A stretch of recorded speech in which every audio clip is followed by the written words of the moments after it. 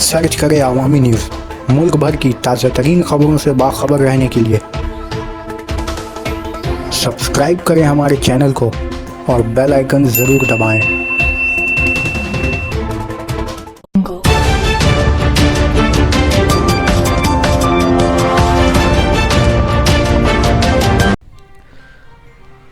High court में राजीव कुमार की अहलिया की पेशगी जमानत की अर्जी। सीबीआई ने राजीव कुमार के खिलाफ शारदा के बाद रोज़ वैली को लेकर शिकंजा कसना शुरू कर दिया है।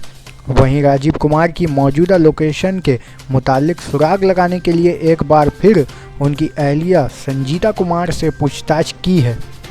दूसरी जानिब रोज़ वैली मामले में पूछताछ के लिए सीबीआई ने राजीव कुमार को तलब करने की नोटिस उनके घर पर चस्पा की है, जिसके एक दिन बाद सोमवार को उनकी अहलिया ने कोलकाता हाई कोर्ट में पेशगी जमानत के लिए अर्जी दायर कर दी है।